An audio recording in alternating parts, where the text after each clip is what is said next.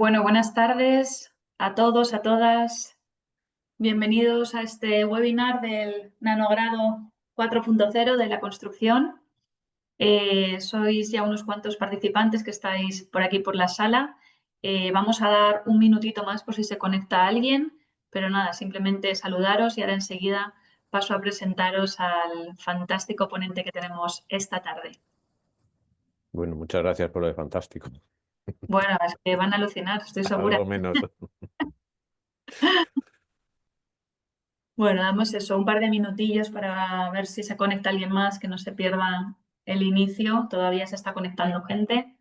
Pero bueno, agradeceros a todos y a todas las que os estáis conectando, además a una hora como la del café.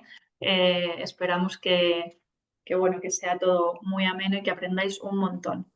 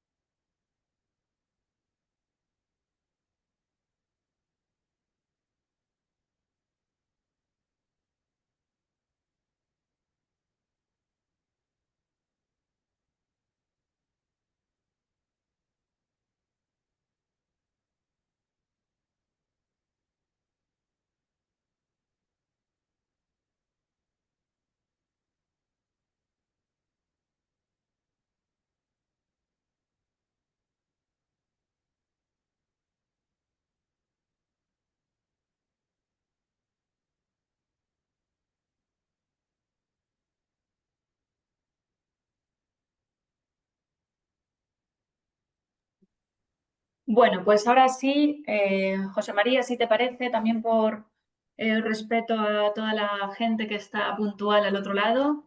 Bueno, tenemos de momento 21 personas conectadas, así se van conectando más y si no, pues esta presentación va a ser grabada y será luego compartida con alumnos y alumnas del nanogrado de la construcción. Y antes de nada, pues bueno, contextualizar un poco este webinar y lo que es este proyecto, ¿no? Desde hace varios años se firmó una alianza entre la Fundación Laboral de la Construcción, Fundación Telefónica y la COE para digitalizar los sectores productivos de España. Empezaron por el sector de la construcción, por eso la Fundación Laboral fuimos los primeros que nos unimos a este proyecto, pero se han ido uniendo otros sectores. Y bueno, llevamos nada más y nada menos que 14 ediciones y más de 44.000 personas formadas, que ahí es nada. Y bueno, pues dentro de lo que es este proyecto, donde hay diversas formaciones en temas, como digo, de temas digitales, tecnológicos, de industrialización, pues también celebramos este tipo de webinars que son como un plus, un extra, ¿no? Formativo, y traemos a invitados y a expertos que nos puedan dar su opinión y su visión sobre diferentes temas, ¿no? Entonces, en este caso vamos a centrarnos en la tarde de hoy en hablar de industrialización y para eso pues tenemos el placer, ya lo adelantaba antes, de contar con José María Quirós, técnico, arquitecto técnico por la Universidad Politécnica de Madrid, con toda su vida dedicada a esta profesión. Durante más de 3 décadas formó parte del sector inmobiliario en la constructora Bauen, donde fue director general durante los últimos 20. Pero actualmente es delegado de industrialización de AEDAS Home desde el 2021 y esta compañía ha impulsado ya más de 100 proyectos total o parcialmente industrializados en más de 10.000 viviendas. Entonces, como veréis, pues tiene una dilatadísima experiencia sobre este tema. Yo he tenido oportunidad de hablar con él para preparar esto y la verdad es que se podría estar horas y horas hablando con él de industrialización y aprendiendo cosas. Entonces, bueno, hemos pedido el esfuerzo de que condense parte de todos estos conocimientos en 30, 40 minutos y a partir de ahí daros la oportunidad de hacerle preguntas. Así que podéis ir dejando en el chat curiosidades que os surjan mientras le vais escuchando y así lo haremos, las recogeremos todas y las haremos al final, ¿vale?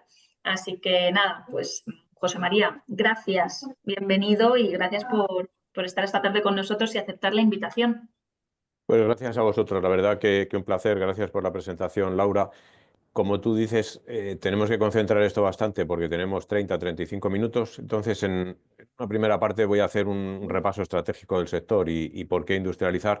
Y voy a dedicar la segunda parte a pasar por encima de los sistemas industrializados que funcionan y que nos están dando buen resultado, ¿no? Lo primero, por empezar, por poner en contexto ahora.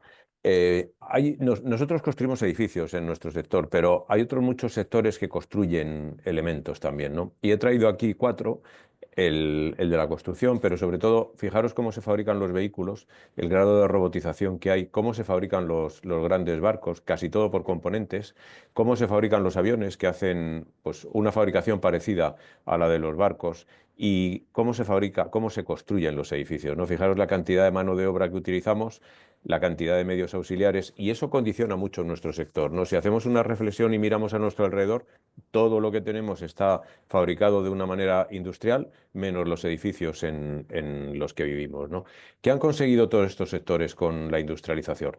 Crear productos mucho más desarrollados, incrementar el nivel de prestaciones de sus productos. Yo creo que cuando te compras un coche o no digamos un teléfono móvil o un ordenador, creo que utilizamos una pequeña parte de las funciones que tiene, ¿no? Sin embargo, un edificio o una vivienda, aun el caso más domotizado, digamos que tiene muy pocas aplicaciones, ¿no? Han conseguido aumentar la calidad y la fiabilidad de sus productos y han conseguido una reducción importante de los costes, ¿no? Yo no esperamos en general en nuestro sector, en la construcción, que reduzcamos los costes a través de la industrialización, ¿no? Hoy Disculpa, por hoy no, no se está viendo la No, sí, presentación, ¿no? perdona, No sí, hay perdona, José María. diapositivas. no se Está, ve. está pausada la presentación, sí. Pues a ver dónde hay que tocar. ¿La veis Ahora ahora? sí, ahora sí. Perdonad, ¿eh? ¿Ahora sí la Nada, veis? gracias. Sí, ahora sí, gracias. Vale, gracias por avisar. Bueno, la anterior slide era lo que os decía, ¿no? Como unas fotografías de cómo se fabrican coches, barcos y aviones, esta que ya habíamos comentado. Y ahora llevemos esto de la industrialización a nuestro sector, ¿no? ¿Qué retos tenemos en nuestro sector? Primero, necesitamos aumentar la capacidad productiva del sector nuestro, ¿no? Al ser tan artesanal, digamos, en su producción, el tamaño lo condiciona el número de empleados que tiene y es un número de empleados que va cada vez más a la baja, ¿no? Necesitamos acortar los plazos de ejecución de las obras, ahora veremos por qué. Satisfacer las nuevas demandas de compradores. Ya hablábamos, mejorar la calidad de las viviendas. Yo creo que en AEDAS damos una alta calidad de nuestras viviendas al producto final. Lo que pasa es que lo hacemos con un enorme esfuerzo de nuestros constructores, de las subcontratas de los constructores. ¿Y ello a qué es debido? Pues que son trabajos artesanales, ¿no? Y dependen mucho de la destreza que tengan esos trabajadores, incluso del estado de ánimo en el que esté un día un trabajador, ¿no? Aumentar las prestaciones de los edificios se antoja necesario, ¿no? En comparación con otros elementos industrializados, ¿no? Y por último, y este es un factor nuevo que apareció en nuestro sector hace no muchos años, yo diría que no más allá de 6 o 7, ¿no? Seguramente hace 10 la palabra sostenibilidad ninguno en nuestro sector la conocía, ¿no? Vayamos uno por uno, ¿no? Primero, ¿qué pasa? Que yo creo que este es el mayor reto que tenemos en nuestro sector, ¿no? No tenemos mano de obra para atender las necesidades de nuestro sector. ¿Esto qué pasa? Que condiciona la capacidad productiva que tenemos. Estamos haciendo unas 90.000 viviendas año. Este año se han visado 127.000. Si con 90.000 había tensiones, pues con 127.000 es esperable que esta crisis se recrudezca, ¿no? ¿Cuáles son las consecuencias de esto? Pues lógicamente aumentos en los plazos y lógicamente tensiones alcistas en los costes, ¿no? ¿Cómo se puede resolver esto? Pues trayendo mano de obra extranjera. Evidentemente no parece una solución porque al final no estamos hablando de traer a 1000, estamos hablando de traer miles, 200.000, 300.000. Entonces, si ya tenemos un problema de vivienda y si lo que hacemos es traer 200.000 trabajadores al sector de la construcción que habrá que dotarles de vivienda, pues lo que vamos a hacer es, sin duda alguna, amplificar el problema, ¿no? Amén que si no es atractivo para los trabajadores nacionales y extranjeros que tenemos ahora mismo en el sector, pues no lo va a ser para los que vengan, ¿no? Y a la que puedan cambiarán de sector, ¿no? Si analizamos la mano de obra en nuestro sector, vemos que de momento estamos renunciando al 50% de la población activa de este país, que es las mujeres del sector. ¿Por qué? Pues porque las condiciones laborales que tenemos en el sector de la construcción no permite que trabajen en él. Sí lo permite la construcción industrializada, ¿no? Donde no hay que hacer esos esfuerzos físicos, hay menos itinerancia, esto es para ambos géneros.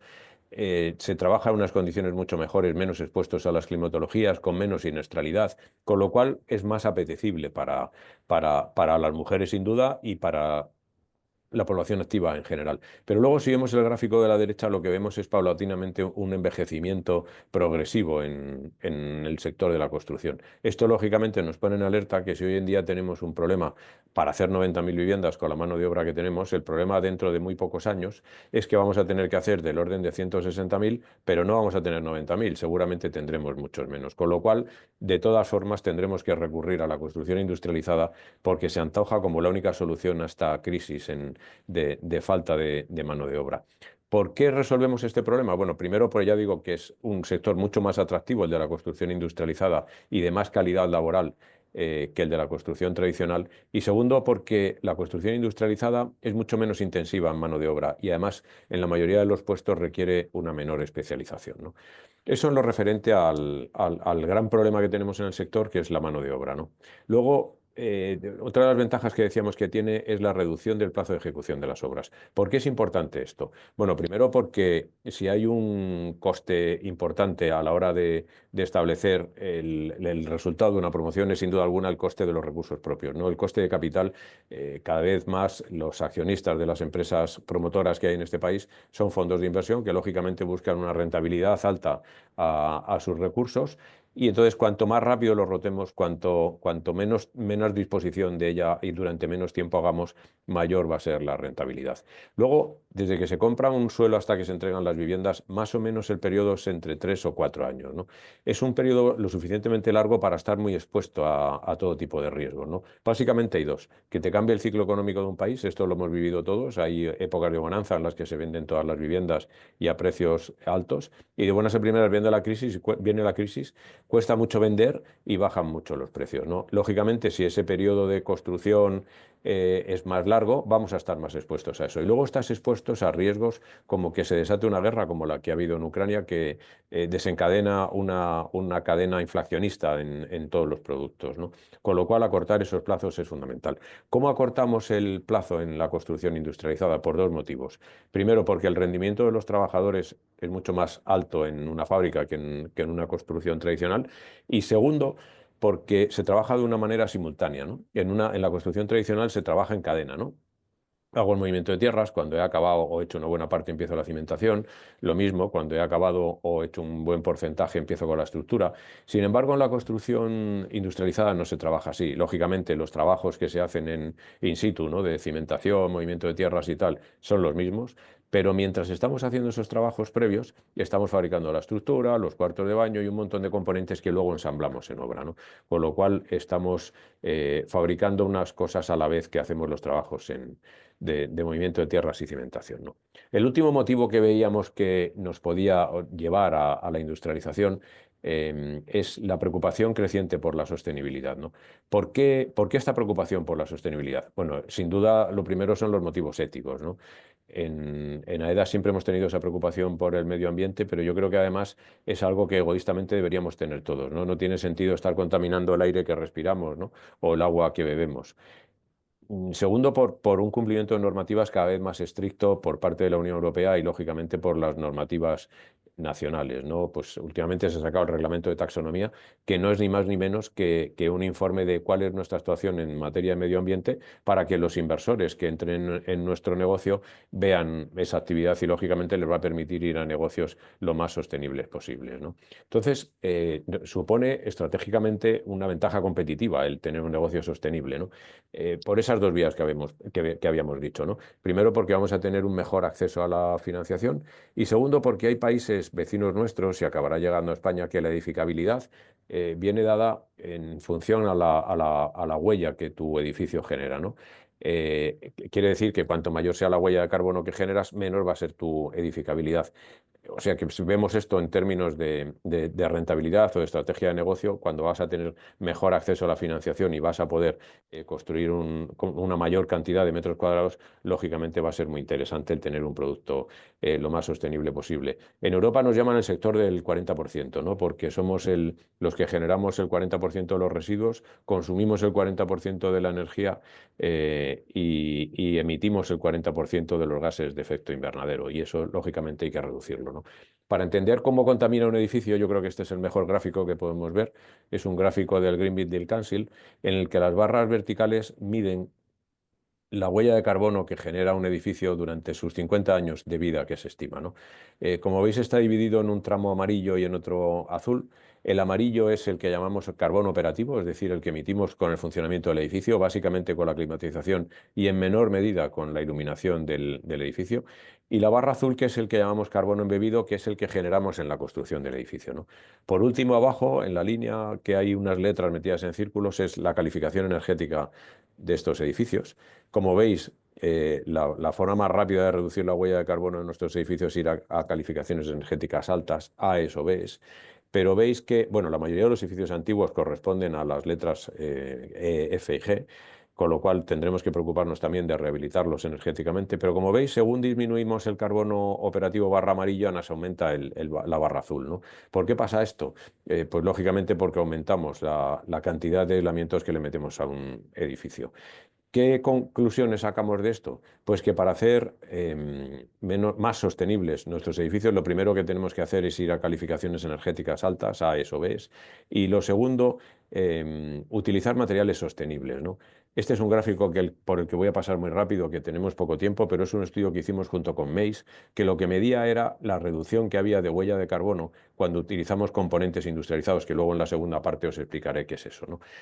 Lo que veíamos es que, por ejemplo, industrializar una fachada con una fachada prefabricada de hormigón o utilizar baños industrializados disminuye muy poco la huella de carbono. ¿Por qué? Porque los materiales que estamos utilizando en un baño industrializado, en uno tradicional, son prácticamente los mismos, ¿no? Y reduce ligeramente la huella de carbono porque generamos menos residuos, ¿no? Sí que reduce mucho la huella de carbono cuando utilizamos materiales sostenibles, como es el caso de la estructura de madera que veis en esta columna, ¿no? Ahí vamos a reducciones, como veis, estos 430 kilos metro cuadrado de superficie útil que reducimos contra el total de 822,98, que es la huella de los kilos de carbono que generamos cuando construimos un metro cuadrado de superficie útil, suponen casi la mitad, ¿no? Con lo cual no es suficiente con la industrialización hacer nuestra construcción más sostenible, sino que además tendremos que ir a utilizar materiales con huellas de carbono bajas. Bueno, este es un ejemplo de cómo influye hoy en día la sostenibilidad en nuestro negocio. Esto es un informe no financiero que adjuntamos con los resultados que semestralmente presentamos en AEDAS, y lo que mide es ni más ni menos la gestión que estamos haciendo en materia de sostenibilidad medioambiental, ¿no? Bueno, pues ahí veis dos casos. En un caso la de Sustainalytics, que es una empresa de rating de actividad medioambiental, en la que veis que va bajando nuestro nivel de riesgo en materia de sostenibilidad, y a la derecha, que es de MSCI, que mide de una manera muy parecida como hacen las empresas de rating financiero, ¿no? En el que el máximo es la AAA. Bueno, pues ya veis cómo la gestión de nuestra compañía va mejorando año tras año, ¿no? Pero yo creo que esto es una muestra de la importancia que va adquiriendo la sostenibilidad, ¿no? Bueno, esto ya hemos comentado, ¿no? Las grandes ventajas que tiene el tener un acceso prioritario a la financiación en el negocio promotor se antoja una ventaja competitiva muy alta. El negocio inmobiliario necesita ingentes cantidades de dinero para desarrollarlo, y en España no es un país en el que nos sobre esta financiación, ¿no? Con lo cual tenemos que recurrir a fondos de inversión extranjeros que lógicamente van a ir con nosotros, nos van a acompañar en nuestras inversiones si somos rentables, ¿no? Pero como casi todos somos rentables, al final van a elegir entre aquellos que son más sostenibles, ¿no? Ya veíamos la importancia que va a tener en los próximos años en cuanto al aumento de edificabilidad, que es siempre proporcional o inversamente proporcional a la huella de carbono que generamos, e incluso la mejora de la financiación a la hora de subrogarse los clientes en la hipoteca de su vivienda. Yo creo que hemos analizado esto. ¿Por qué? Pues ¿por qué estamos haciendo esto de la industrialización? ¿No? ¿Porque está de moda? No, porque realmente hay una serie de problemas, hay una serie de retos en nuestro sector. Sin duda alguna, el mayor es la carestía de mano de obra que tenemos y que no parece que en el corto plazo vaya a mejorar. Además, no es un problema de este país solo, es un problema mundial. Todos los países han entrado en la industrialización de la construcción porque han sufrido el mismo problema, y lógicamente su grado de industrialización en la construcción es mayor cuanto mayor es el problema de carestía de mano de obra, ¿no? Analizadas las consecuencias o digamos los retos a los que nos enfrentamos y por qué la industrialización parece la solución para ellos, tendremos que establecer una estrategia de industrializar de una promotora, ¿no? Que ahora apuntaba, no se trata de industrializar porque está de moda, ¿no? Se trata de hacerlo con cabeza, ¿no? Lo primero es que no todos los proyectos arquitectónicos son industrializables, ¿no? Y eso tenemos que tenerlo muy claro, y nos va a permitir saber cuál es industrializable y cuál no cuando conozcamos los sistemas industrializados que hay en este país. No vale de nada saber cómo están construyendo en Japón, porque al final estamos construyendo en España y tendremos que conocer los sistemas que hay en este país y los fabricantes que lo producen, ¿no? Es importante conocer la solvencia técnica y financiera que tienen estos fabricantes. Al final, esto es delicado porque en muchos casos esos productos, esos componentes industrializados solo los fabrica una empresa, y si quebrara a mitad de obra o algo parecido tendríamos un problema importante. Medir las implicaciones financieras. El negocio de la construcción tradicional y el de la industrializada son sumamente distintos, y eso afecta también al cash flow del negocio, y tendremos que tenerlo en cuenta. Analizar las diferencias de costes que hay. Normalmente la construcción industrializada es ligeramente más cara en cuanto a coste directo que la tradicional, pero es importante también ver los ahorros que se producen, ¿no? Ahorros sobre todo motivados por la reducción de plazo que nos produce utilizar la construcción industrializada, ¿no? Eso implica reducciones de costes indirectos, auxiliares y lógicamente de costes financieros, ¿no?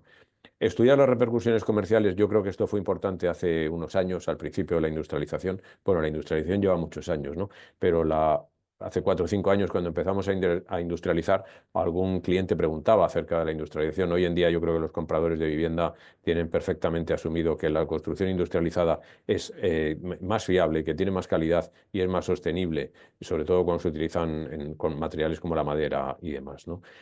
Esa es la estrategia que debemos llevar. Bueno, y hablábamos conocer los sistemas industrializados que hay. Yo os voy a pegar una pincelada en este cuarto de hora que nos queda de qué sistemas de construcción industrializada hay, por entenderlos, ¿no? Quien quiera más profundizar en ellos, lógicamente estoy a su disposición para aclararle lo que haga falta, ¿no? Básicamente hay dos formas de construir industrializadamente. Una en 3D, que es hacer la construcción por módulos. Ahora os enseño una foto que yo creo que es muy gráfica. Y otra que es la construcción por componentes, ¿no? Digamos que es construir como un Lego. Los componentes serían, pues, bueno, como os decía antes, tener el movimiento de tierras y la cimentación solo se puede hacer de una manera tradicional, y a partir de ahí poner una estructura industrializada, y sobre esa estructura industrializada, que puede ser prefabricada de hormigón o de madera, incluso metálico, ir añadiendo componentes, ¿no? Baños industrializados, fachadas, tabiquerías, núcleos de escalera, patinillos. Es decir, construir como si estuviéramos haciendo un Lego, ¿no? La construcción modular 3D es esta que veis a la derecha en esta fotografía. Es, digamos, descomponer una vivienda en trozos del tamaño de un contenedor. Digo en tamaño de un contenedor marítimo porque los tenemos que fabricar en una nave y luego transportarlos por carretera hasta la ubicación definitiva, ¿no? Con lo cual tienen que ser transportables, ¿no? Por dentro vienen absolutamente acabados. Esto se puede hacer con estructura de hormigón, con estructura metálica y con estructura de madera. Nosotros en Aedas Homes empezamos utilizando los sistemas 3D. Es una estrategia que hemos cambiado básicamente radicalmente, ¿no? Creo que este es un producto que Normalmente es caro porque se producen duplicidades estructurales, por donde había un pilar, ahora al poner un módulo al lado de otro hay dos, y cuando pongas los dos que van a cometer, al final hay cuatro, ¿no? Entonces se producen duplicidades importantes. Es un sistema sobre todo interesante cuando se trabaja en plazas donde la mano de obra es absolutamente inexistente, pues imaginaros una plaza como Ibiza, por ejemplo, ¿no? Y cuando el plazo prima sobre los demás, ¿no? Bueno, no tenemos ya ese problema en este país, pero bueno, pues en países que hay que hacer colegios rápidamente para escolarizar a los niños, pues son sistemas interesantes, ¿no? Nosotros hemos hecho bastantes promociones ya, en concreto 8, que son unas 155 viviendas. Lo hemos utilizado solo en viviendas unifamiliares y la verdad que ha tenido buen resultado, pero ya digo que nuestra estrategia de industrialización va más por el sistema de componentes. Bueno, ejemplos de construcción modular, y donde sí lo estamos utilizando es en nuestros puntos de venta, que hemos aprovechado para estandarizarlos. Ya veis que utilizando la construcción industrializada en absoluto tenemos que renunciar a la buena arquitectura y al diseño. Y la ventaja que tienen estas construcciones modulares en los puntos de venta es que son desmontables. Cuando acabamos de vender un sector o una promoción, lo desmontamos y nos lo llevamos a otro. Esto en sí mismo mejora muchísimo la sostenibilidad, ¿no? Porque si hacemos un punto de venta o arreglamos un local para utilizarlo como punto de venta, cuando acabe el periodo de venta, lo que vamos a hacer es generar un montón de residuos con la demolición de ese punto de venta, ¿no? Bueno, también se pueden utilizar en altura. Este es un proyecto que hicimos en Alcalá de Henares que no llegamos a construir, pero bueno, también existe. Ya digo que como sobre todo lo que tiene de inconvenientes es cierta rigidez en el diseño, sobre todo los de hormigón, los de estructura metálica y madera menos, pero se producen costes porque el transporte es caro y porque además se produce una duplicidad estructural, ¿no? Vamos a la construcción ensamblando componentes, ¿no? Que es lo que en Aedas Homes estamos utilizando más y por donde pasa nuestra tecnología de desarrollo de nuevas soluciones, ¿no? Bueno, lo primero, lógicamente, es hacer una estructura, ¿no? Porque sobre ella van a descansar, van a apoyar todos los demás componentes, ¿no? La primera estructura que vimos fue la estructura prefabricada de hormigón. En esto hay dos sistemas, este que veis en la fotografía, que básicamente funciona con muros de carga, que son dobles muros y forjados alveolares. Se consigue, bueno, esta fotografía de la derecha es para que veáis lo que es un muro doble. Al final son dos galletas de hormigón en el que se rellena su interior. ¿Qué gracia tiene eso de rellenar al interior? Que conseguimos núcleos rígidos, ¿no? Pues si veis en la cimentación, cuando rellenemos el muro hasta 2/3, que es lo que se hace, vamos a tener un nudo hiperestático en la base de la cimentación, pero cuando apoyemos en la losa alveolar, como veis en esta fotografía, y rellenemos el tercio de muro que nos queda junto con la capa de compresión, vamos a conseguir núcleos rígidos, evitando lo que pasaba con las estructuras que se heredaron de los sectores logísticos, ¿no? Que había unos pilares de unas dimensiones enormes y con unas vigas de descuelgue muy potentes que sin duda impedían la utilización como edificio residencial, ¿no? Bueno, pues aquí veis fotografías de cómo funciona este sistema. A la derecha veis que en vez de forjados alveolares se pueden utilizar prelosas que tienen mejor acabado, pero que requieren un apuntalamiento que en ocasiones no es interesante.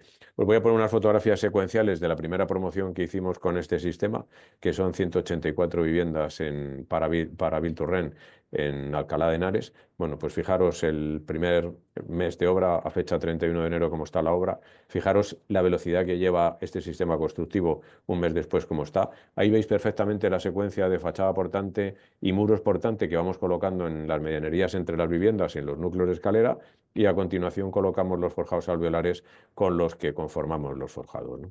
Este es el estado de la obra 2 meses después. En 3 meses somos capaces de estar arriba. Ya podríamos empezar a impermeabilizar y, por tanto, hacer todo tipo de trabajos en el momento que pongamos las fachadas en el interior del edificio. Aquí en el quinto mes, pues ya veis que vamos subiendo con las fachadas, que eran de panel de hormigón arquitectónico, y 6 meses después el edificio está terminado en cuanto a estructura y en el envolvente, que son 184 viviendas, ¿no?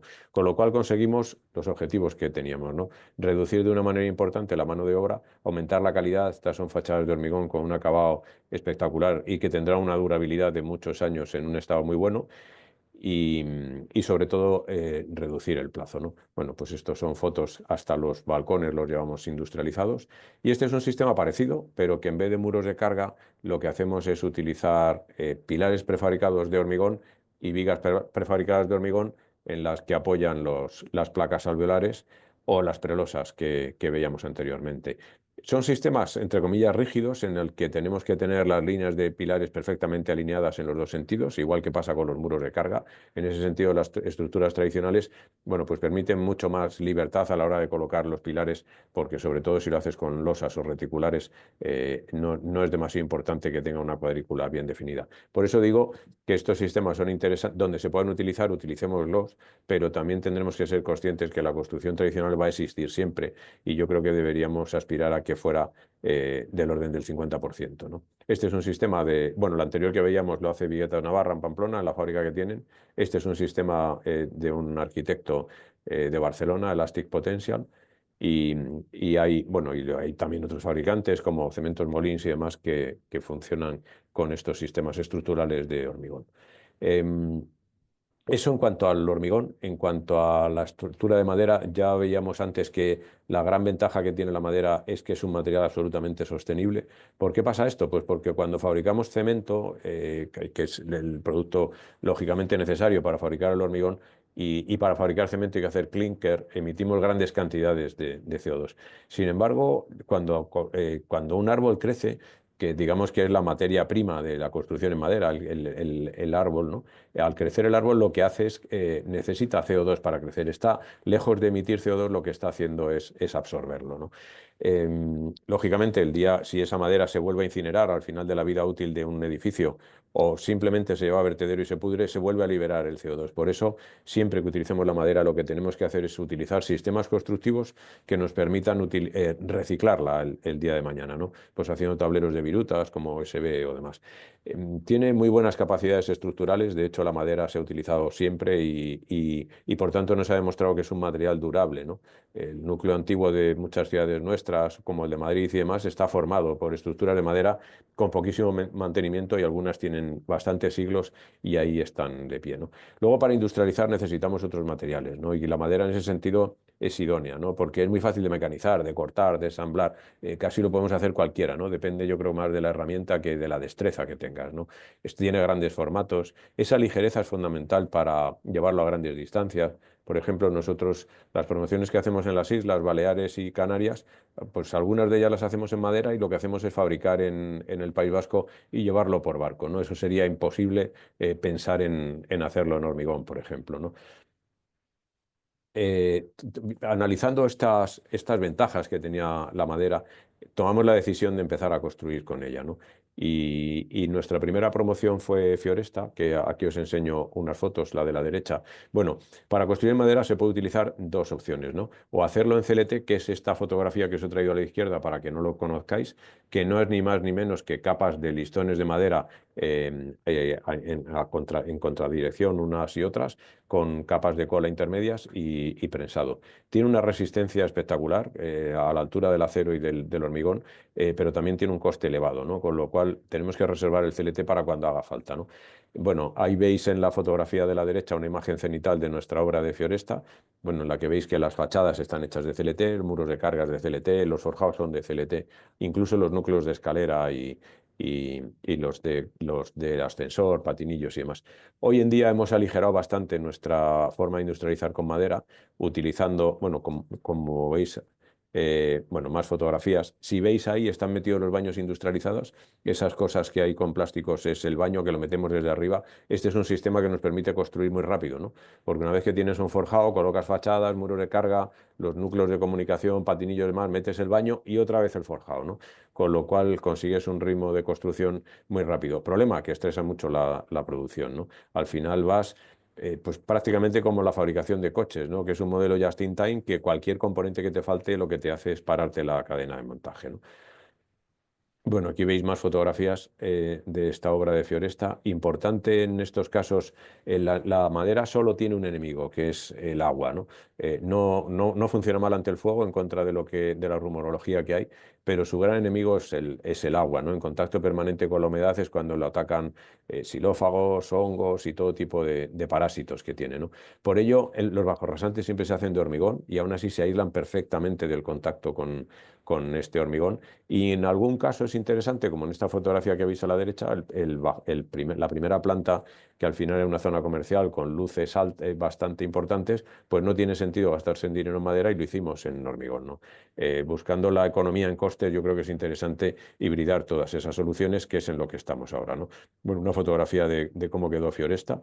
He de decir que nos daba cierto respeto la aceptación que pudiera tener el cliente a comprarse una casa de madera, y la verdad que ha sido un éxito absoluto. El comprador extranjero, que en esta promoción supuso un 30%, porque está en San Juan de Alicante, al lado de la playa, lo aceptó como un plus de calidad, y el comprador español, yo creo que en el mejor de los casos ha sido indiferente ante el uso de la madera, ¿no? Con lo cual la aceptación por parte de los compradores es fantástica, ¿no? Bueno, me paso muy rápido. Este es el otro sistema constructivo que se utiliza con la madera, que es el timber frame, que llaman los americanos, el entramado ligero, que es básicamente, bueno, por lo que veis ahí a la derecha, ¿no? Poner una serie de costillas con la que formamos, dentro de esos huecos irán ventanas o, como veis en la fotografía de la izquierda, o aislamientos en las zonas que son ciegas, y con eso conformamos muros de cargas, fachadas, incluso los forjados, ¿no? Y así construimos una vivienda. El problema que tiene es que es un sistema poco rígido, que es muy idóneo para hacer viviendas unifamiliares como las que veis en la fotografía, pero para viviendas en altura necesitamos rigidizarlo con otros materiales, pues con hormigón, que lo podemos poner en núcleo de escalera, o con CLT, como veíamos antes, ¿no? Bueno, más fotografías del entramado ligero, y ahí podéis ver a la derecha cómo llega a obra. Por eso os decía que la gran ventaja que tiene es que su ligereza permite una economía de transportes importantes. Aquí veis entramados ligeros de viviendas unifamiliares en Palma de Mallorca. Bueno, pues unas con un tipo de tablero, el Superpan de Fins a la derecha, o al revés, a la izquierda y a la derecha el USB. Luego se reviste con una fachada SATE, y la cimentación, como veis, es tradicional, como veis en la fotografía de la derecha, ¿no? En este caso se ha utilizado una losa de hormigón, en la que ahí se ve que hemos dejado ya previstas todas las tomas de alimentación eléctrica y de saneamiento. Bueno, más fotografías de más entramados ligeros. Incluso la escalera está hecha utilizando estos entramados ligeros y panel de OSB. Bueno, esto yo creo que da un poco idea. Nosotros empezamos hace 3 años con la madera, y ya son 7 las promociones que tenemos en marcha, ¿no? Ya hemos entregado en estos años 3 viviendas, 3 promociones, y son 140 viviendas. Tenemos 2 en ejecución, y hemos empezado ahora 2 bastante potentes, ¿no? Una en Gran Canaria de 96 viviendas unifamiliares de alto standing, y otra en Valencia de 51 viviendas en altura también. El siguiente bueno, hasta aquí las estructuras, ¿no? Ya os he comentado que quizá lo básico era hacer una estructura. La podemos hacer en hormigón y en madera, como hemos visto. No hemos utilizado las metálicas, ¿no? Las metálicas, a mi modo de ver, tienen 2 o 3 inconvenientes importantes, ¿no? Primero, su mal comportamiento ante el fuego, tenemos que protegerla muy bien, y eso lógicamente la hace costosa. Segundo, tiene tendencia a unas oscilaciones de precio muy peligrosas, ¿no? Porque puedes realizar un proyecto en una época en la que el acero está barato, pero cuando vas a construirlo tiene un sobreprecio importante, y puedes tener un sobrecoste alarmante, ¿no? Y luego no funciona muy bien en cuanto a variación de dimensiones, ¿no? Es un material que se contrae y se dilata con mucha facilidad con los cambios térmicos, ¿no? El siguiente componente que empezamos, o quizá el primero que empezamos a utilizar, es el de los baños industrializados. Todos estos sistemas se pueden utilizar, no necesariamente todos a la vez. Quiero decir, tú puedes hacer una estructura prefabricada y hacer el resto de la obra tradicional. O puedes hacer una estructura tradicional y poner baños industrializados, que es lo que se hace en la mayoría de los casos, ¿no? Yo creo que lo que tiene sentido en la construcción industrializada es que sea abierta, ¿no? Que todo sea compatible con todo, ¿no? Y utilicemos en cada caso lo que mejor nos pueda venir. Pues a lo mejor estamos en una plaza donde no hay electricistas, ni fontaneros, ni alicatadores. Nos interesa, por tanto, hacer un baño industrializado, pero no hay ningún problema para construir las estructuras, con lo cual, ¿para qué vamos a hacer una estructura prefabricada, ¿no? Bueno, a mí me parece que el baño es uno de los accesorios de las zonas más complejas, sin duda alguna, que se produce en una vivienda, porque por ella pasan un montón de oficios, que hay que pedir ofertas, que hay que contratar, que hay que hacer los pedidos, y gestionar todo eso por parte de una constructora lógicamente requiere unos medios de personal que son costosos, ¿no? Y luego en ello se produce el postventa más caro que podemos tener en una vivienda, ¿no? Bueno, pues un arañazo en una tabiquería de cartón yeso, pues realmente se repara casi con pintura, ¿no? El sustituir un azulejo en un baño es realmente costoso, y no digamos nada si tenemos que sustituir o mover o desplazar un sanitario, ¿no? Eso es mucho más costoso, ¿no? Yo creo que las ventajas en esto son claros, o sea, lo que hablamos, ¿no? Primero, quitar un montón de gestión en obra, quitar un montón de movimientos de grúa, de residuos a corto plazo, reduce postventa. Yo creo que es un producto que nosotros lo estamos utilizando masivamente. Es verdad que son coste directo contra coste directo, son algo más caro, del orden de 500 euros por baño, pero es que luego hay que valorar también todos estos ahorros que se producen, ¿no? En plazo, en residuos, en movimientos en obra, en gestión de contratación, en postventa, ¿no? Bueno, aquí veis cómo llega un baño industrializado a una obra y una fábrica de baños. Ya digo que el que quiera profundizar sobre ello, yo estoy a su disposición para lo que quiera. Ya veis el interior de los baños. Cuando entras en un baño de estos, jamás puedes notar la diferencia entre uno tradicional y otro industrializado, ¿no? El siguiente componente es la fachada industrializada. Bueno, en este caso es una promoción que hicimos en Cañaveral. Es una fachada que tiene la ventaja que el armazón es de madera, con lo cual es sostenible. Estas fachadas tienen DAO, con lo cual cumple con todas las normativas de incendios, de estanqueidad, acústica y demás. ¿Ventajas que tiene la fachada? Pues otra vez, cierras rapidísimamente la obra, con lo cual puedes empezar con el resto de oficios y reduces plazo, y en el caso de esto mejoras la eficiencia energética y la huella de carbono del edificio. Este es otro tipo de fachada con estructura de steel frame, de metálica en vez de madera como era la anterior. Bueno, el aspecto que queda en la obra es francamente perfecto, es espectacular, ¿no? No tienes las olas estas que se ven en las fachadas de SATE. Bueno, estandarizamos los núcleos de comunicación en AEDAS, ni más ni menos que para poder hacer esto, para poder industrializarlos, para poder prefabricarlos en hormigón, ¿no? Primero había que hacer un ejercicio de estandarización que no va a servir para todas nuestras promociones, pero servirá pues del orden de un 60 o un 70%, y eso nos permite tener la economía de escala suficiente para poder pensar en prefabricarlos, ¿no? Más componentes que voy rápidamente. Chimeneas, esto es un componente interesante porque nos permite, una vez que acabamos la estructura, rápidamente impermeabilizar la fachada, ¿no? Perdón, la cubierta, ¿no? Pues ahí ves que primero se coloca un primer tramo sobre el que rematamos la impermeabilización, y cuando la obra está terminada colocamos ya el fuste y el ventilador, como veis en la fotografía de la derecha, ¿no? Hemos hecho este módulo por donde entren las instalaciones en las viviendas perfectamente ordenado. Esto es fundamental para la estanqueidad de una vivienda. Por ahí siempre suele ser un punto de fuga de la calefacción o de la climatización. El módulo de acceso de todas las instalaciones a obra, ¿no? De teleco, electricidad y el del suelo radiante que veis aquí, el cuadro de colectores, ¿no? Esto es importante para ordenar todo esto y no lo que pasa en obra, que luego quedan torcidos, tal, y sobre todo porque nos quita mucha mano de obra, ¿no? Bueno, hablaba antes del impacto financiero en la construcción industrializada y ya vamos a ir acabando, que estamos justo en el tiempo. Esto es importante sobre todo porque la construcción tradicional se financia con el préstamo promotor, se construye en obra y a medida que se va construyendo, el promotor va disponiendo de ese préstamo, con lo cual va pagando el constructor, y esta es la cadena de subcontratas, ¿no? ¿Qué pasa en la construcción industrializada? Pues que, por ejemplo, el caso de un baño se tarda 1 hora en ponerlo, pero 4 meses en fabricarlo en fábrica, ¿no? Y ese periodo de fabricación de 4 meses requiere financiar un circulante, ¿no? Hay que hacer frente a costes de mano de obra, de materiales, de costes de amortización que se producen en la fábrica, y alguien tiene que financiar eso, ¿no? Y ahí está la gran diferencia entre la construcción industrializada y la sostenible y la tradicional, perdón, que es de hecho una de las barreras importantes que nos podemos encontrar. Para terminar, como claves de éxito para no tener problemas con la construcción industrializada, ¿no? Yo creo que esto hay que utilizarlo como una herramienta, ¿no? Y debemos conocer muy bien los sistemas industrializados que hay y en qué caso nos van a resolver un problema y en qué otro nos van a generar un problema o un sobrecoste, ¿no? Entonces, utilicémoslo como una solución. Yo creo que ya ha pasado el tiempo en el que teníamos que probar estos sistemas. Yo creo que hoy en día están todos probados, sabemos cuál funciona, y utilicemos lo que funciona y en cada momento y en cada plaza, ¿no? Es fundamental para tener éxito diseñar los proyectos con arreglo al grado de industrialización que vamos a meter. Si vamos a utilizar un baño industrializado, hagamos el proyecto para poner baños industrializados, si no será imposible. Necesitamos tiempo para optimizar económicamente esa solución industrializada en muchos casos.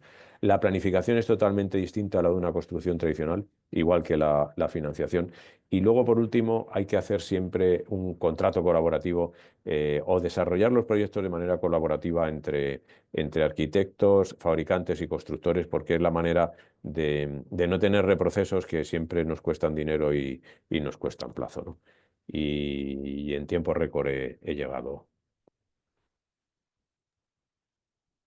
Pues muchísimas gracias, José María. La verdad que he ido cogiendo un montón de notas, he aprendido un montón y espero que todo el mundo que está conectado haya disfrutado y aprendido tanto. O sea que gracias y sobre todo gracias por el ejercicio de resumir y de condensar tanto algo complejo, ¿no?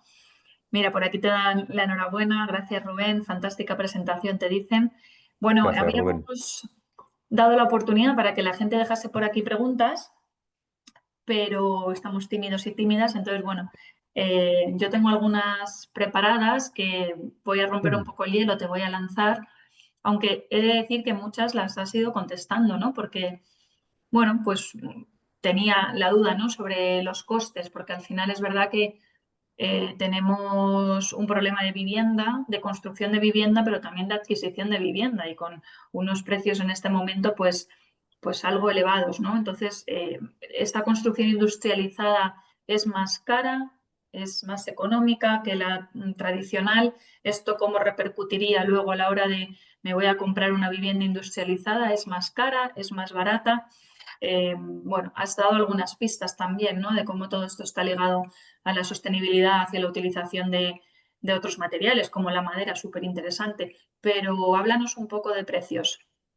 Pues mira, la construcción industrializada, comparando coste directo contra coste directo, es un poco más caro. Pero también hay que pensar que el coste de la construcción industrializada es el real, es el que es. El coste de la construcción tradicional es una previsión. ¿Por qué? Porque luego hay desvíos, o sea, muchas veces tú contratas una obra, imaginémonos una obra que dura 2 años, ¿no? Cuando contratas la obra das un precio para colocar los alicatados de los baños, ¿no? El alicatado lo vas a poner un año después. ¿Qué va a haber pasado un año después con la mano de obra y el azulejo que vas a utilizar en ese alicatado? No lo sabes, ¿no? La tendencia que lleva ahora es ir a subir, ¿no? O sea que primero estamos comparando un precio real con uno teórico y segundo, cuando haces el ejercicio entero de decir, vale, voy a comparar el coste directo, pero también voy a ver los ahorros que tengo, ¿no? Que la mayoría lo comentaba, vienen por reducciones de plazo, ¿no? Voy a tener muchos menos costes financieros, voy a tener menos coste de capital, que es el coste más grande que puedo tener en una promoción, ¿no? Pero voy a tener menos costes indirectos, menos auxiliares, tal. Todos esos ahorros de plazo lo que van a hacer es que compensa el utilizar una situación industrializada, ¿no?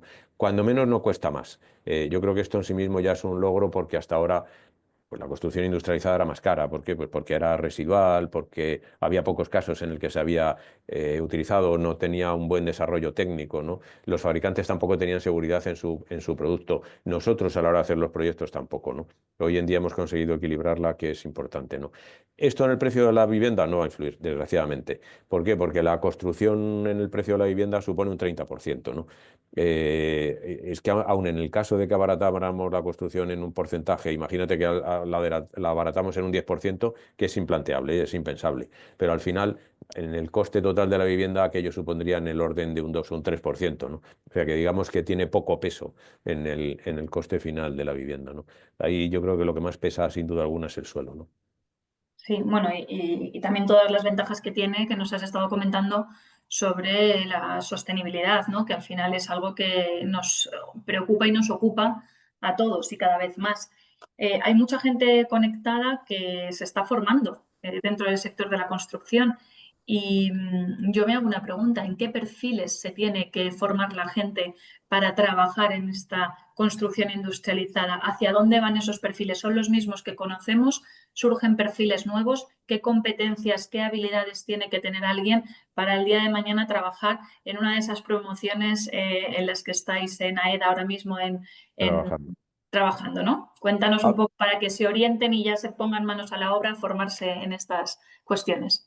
Bueno, aquí hay un primer perfil que es el de los técnicos, arquitectos técnicos, ingenieros y demás, que ese yo creo que es fácilmente reciclable, digamos. O sea, digamos que lo que hay que hacer es una adaptación en la formación, ¿no? Hoy en día hay un montón de cursos de industrialización, de másteres y demás, que tampoco es nada, vamos, para un técnico no es nada del otro jueves. Yo creo que cuesta más cambiarse la mente, la forma de trabajar que tenemos, ¿no? Porque todos los que hemos aprendido a construir, o decimos que sabemos construir, ¿no? Al final lo que que hemos hecho es aprender de nuestros encargados que nos enseñaron, ¿no? Y al final es el mismo sistema constructivo que venían utilizando los romanos, ¿no? Otra cosa es que nosotros con materiales mucho mejores, con medios auxiliares, pero es el mismo, ¿no? Con lo cual yo creo que ahí hay primero una labor de adaptación por parte de los técnicos, ¿no? Es importante por parte de los arquitectos conocer estos sistemas para implantarlos correctamente en sus proyectos, aunque ya digo que en esto los fabricantes son una ayuda importantísima para ayudarles. Y luego, evidentemente, todos los oficios electricistas, fontaneros y tal van a seguir coexistiendo, su forma de trabajo es lo mismo, pero aparece el caso de los montadores. Este va a ser un oficio que va a ser un cuello de botella importante. Todos estos muros de hormigón que veíamos, todo eso se montan con oficios que, digamos, que tienen que estar acostumbrados a engancharlos en el camión y subirlos a las plantas y montarlos, ¿no? Estos son oficios de trabajos en altura, tienen itinerancia, entonces yo creo que es justo el trabajo que a las nuevas generaciones no les gustan demasiado, ¿no? Y lógicamente va a ser un oficio que vamos a tener que crear o aumentar en su número y lógicamente pagarlo, ¿no? Y luego hay un cuello de botella importante en todas las fábricas que son los técnicos, ¿no? Para todo esto hay que hacer planos de fabricación en el idioma que hablan además las fábricas. O sea, no tiene sentido ya hacer un proyecto, luego hacer los planos de fabricación y luego pasárselo a la máquina, ¿no? Pues lo que tiene sentido es hacer el proyecto ya en el idioma que la máquina entiende, que él sea capaz de fabricar con ese proyecto, ¿no? Eso es un perfil de ingeniero y de FP, ¿no? Bueno, al igual que en el resto de fábricas de automoción y demás, que es bastante demandado y es un trabajo de bastante calidad, ¿no? Y luego están pues los montadores que hay en fábrica, que ya digo que es un trabajo, me parece a mí mucho más apetecible y de mayor calidad que el que se produce en obra, ¿no? Que son los señores que se dedican a ensamblar pues, cualquier tipo de tablero, ¿no? Digamos que eso es un multitask que van a saber hacer casi de todo, ¿no? Pues José María, tengo muchísimas más preguntas, pero es que se está animando el chat. Entonces voy a empezar a pasarles a ellos y a ellas la palabra, que al final son también los protagonistas de la tarde. Mira, Alfonso Solá preguntaba sobre el tema de las instalaciones, perdona, ¿están todas las canalizaciones también hechas o también interviene el tema de las rozas y calus? Gracias, Alfonso. A ver, en las instalaciones yo creo que han sido o están siendo el gran olvidado de la industrialización. Ya estamos en ello, ¿eh? Ya nos tocaba, ¿no? Eso que dice del tema de rozas. Bueno, en el caso de los baños industrializados, que tienen una gran cantidad de instalaciones, vienen ya acoplados con eso. O sea, se hace una cara de tabique de cartón yeso y sobre eso se ponen las instalaciones, ¿no? Luego, cuando llegan a obra, se trasdosan, ¿no? Estamos trabajando activamente en el desarrollo de los patinillos de instalaciones y los tenemos ya bastante desarrollados. La idea es llevar un rack con los patinillos ya directamente puestos para que no haya nadie en los patinillos soldando y quemando la instalación del de al lado. Incluso tenemos un ejercicio que estamos bastante avanzados de centralizar todas las instalaciones de aerotermia encubierta y llevarlas en un módulo en el que van todos los vasos de expansión, cuadros eléctricos y demás. Y estamos trabajando también en un prototipo de tabiquería, ¿no? En el que la tabiquería llegaría a la obra ya con las instalaciones puestas, ¿no? Entonces yo creo que hemos empezado lógicamente por estructuras, baños y demás, y ahora ya le toca las instalaciones y creo que en breve, bueno, de hecho ya en Revil este año ya hemos visto alguna cosa, ¿no? Y hemos visto alguna presentación y en los próximos meses y en los 2 siguientes años yo creo que le toca a las instalaciones, ¿no? Avanzar en esto. Mira, pues esto enlaza bastante bien con la siguiente pregunta, yo creo, de Alex Riquelme, que te preguntaba precisamente que como mejora continua, ¿cuáles son los retos futuros? No sé si Pues además de ese este, es. ese es, ¿no? Ese es el camino, ¿no? Tenemos que, bueno, antes os he enseñado las fachadas, que es un componente fantástico, tiene un problema de sobrecoste que de momento no somos capaces, ese sí tiene un problema de sobrecoste, ¿no? O sea, la fachada de hormigón no tenemos problema en encajarla económicamente, pero sí las que están hechas, los que os enseñaba antes, con estructura de madera o metálica, ¿no? Y ahí es donde estamos trabajando mucho con los fabricantes y estamos trabajando, lógicamente, con las tabiquerías, que digamos que es el gran componente que nos queda por desarrollar y lógicamente con los fabricantes e instaladores desarrollando estas instalaciones, ¿no? O sea, lo que pretendemos es que podamos hacer toda la construcción por componentes, ¿no? Y ya nos van quedando pocos, afortunadamente. Muy bien, mira, Fernando Cazalla te hace una pregunta que tiene un poquito que ver con la primera que te pregunté yo. A lo mejor ha quedado respondida, pero bueno, para darle voz también, construir, ¿qué es más económico, ¿no? ¿O qué tiene mayor coste? Pregunta él, ¿construir con una estructura de hormigón prefabricado o con estructura de madera? Pues mira, buena pregunta. más o menos alrededor de un 2% construir más caro, construir con madera. Pero yo creo que tiene unas ventajas de eficiencia energética. Al final, el que compra un coche, lo primero cuando vas al concesionario preguntas que cuánto mantenimiento tiene y que cuánto consume de gasolina, porque estás pensando que en ese coche va a importar el precio que pagues por él, pero va a importar también mucho luego el mantenimiento, ¿no? Y en las viviendas esto se está empezando a producir ya, ¿no? Que cuando alguien compra una vivienda, pregunta por lo que va a consumir esa vivienda, ¿no? Las viviendas de madera son mucho mejores aislantes y tienen una eficiencia energética muy superior, ¿no? En cuanto a material, pues tiene un coste del aproximadamente el 2%, ¿no? Yo creo que las ventajas que aporta la madera, bueno, de sostenibilidad para el medio ambiente, de eficiencia energética, de confort acústico dentro de la vivienda, ¿no? Yo creo que compensa ese pequeño sobrecoste, que al final estamos hablando lo que decíamos antes, ¿no? Que la construcción pesa un 30%, ¿no? El gastarnos un 2% más en la construcción, pues te va a suponer gastarte en torno a un 0,75 más en tu vivienda, ¿no? Que yo creo que bien pagado está, en mi opinión, ¿eh? Habrá quien, bueno, como siempre andamos justos cuando compramos la vivienda, ¿no? Y muchas veces no nos podemos permitir ni un 0,75 ni un nada, ¿no? Bueno, pero sí que es verdad que estas cosas son cuestiones que cada vez más gente tiene en cuenta a la hora Sí, de sí, sí. adquirir una vivienda, de comprar un coche, como bien dices, ¿no? Y bueno, y tenemos una última pregunta de Eliana Quinteros, que te pregunta si se utiliza el método BIM en la industrialización de la construcción. Por supuesto.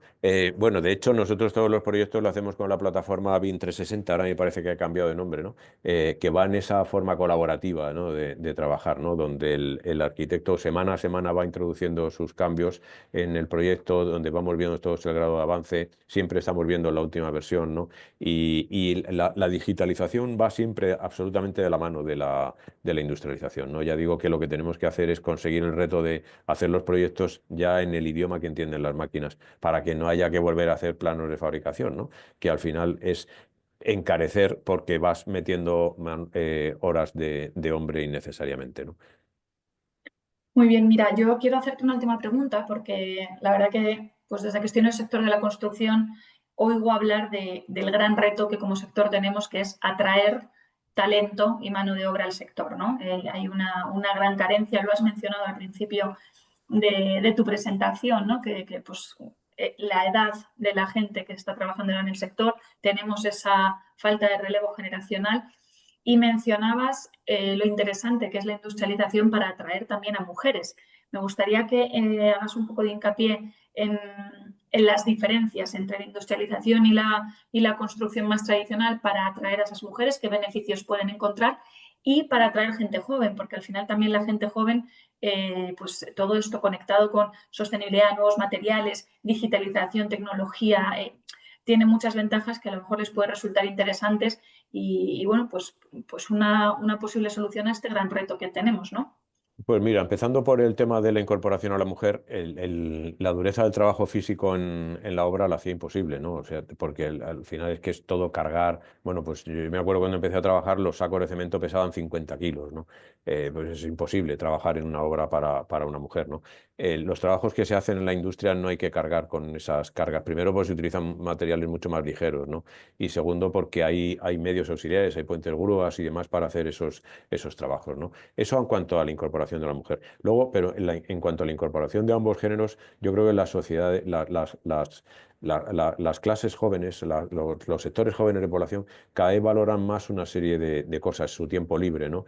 El poder compatibilizar la vida familiar con la laboral, ¿no? Entonces, el trabajo en la construcción tradicional es complicado. ¿Por qué? Pues porque un día tienes una obra yéndonos a Madrid, en Alcobenda, pero es que al día siguiente la tienes en Alcalá de Henares, entonces tienes una itinerancia bestial, ¿no? Y eso te hace muchas veces el tener problemas para compatibilizar tu vida, ¿no? Yo me acuerdo de aquellos años en que la mano de obra de Madrid eran todos de Ciudad Real, ¿no? Y era gente que se tiraba 2 horas para venir y 2 horas para venir, ¿no? Eso te supone renunciar a tu vida, ¿no? Luego, no estás expuesto a las condiciones climatológicas. Todas estas cosas van afectando a tu salud, ¿no? O sea, cuando estás permanentemente expuestos al frío del invierno, a la lluvia, al calor del verano, tal, pues lógicamente cuando tienes 55 años eso te pesa, ¿no? Por eso yo creo que el trabajo que ofrece la construcción industrializada es que tiene mucho más calidad, ¿no? Es mucho más apetecible. No tienes todos esos factores negativos que tiene tiene esa construcción tradicional, pero además es que es un trabajo mucho más de más calidad, es mucho más tecnificado, mucho más digitalizado, mucho más sostenible que el que tienes en una obra. Y ojo, y un tema importante, es verdad que se ha reducido mucho la siniestralidad en la construcción, pero es un trabajo de riesgo, lógicamente, porque hay alturas, ¿no? Entonces, todo esto hace que la construcción industrializada sea más apetecible para las nuevas generaciones, ¿no? Dicho eso, el problema de falta de mano de obra es un problema que se produce en el sector de la construcción, pero se produce en absolutamente todos. O sea, el sector logístico tiene problemas para cubrir sus plazas de constructores, lo mismo pasa con el sector hotelero. O sea, digamos que hay un problema de mano de obra generalizado, ¿no? a nivel mundial. Pero bueno, nosotros lo que nos toca es resolver el de la construcción y al menos que sea atractivo, ¿no? Que no sea más atractivo trabajar en un supermercado que en una fábrica, pues yo creo que es un reto que tenemos por delante, ¿no? Pues muy bien, pues por mi parte y dentro del ajustado tiempo que tenemos, ya estaría. Darte las gracias, José María.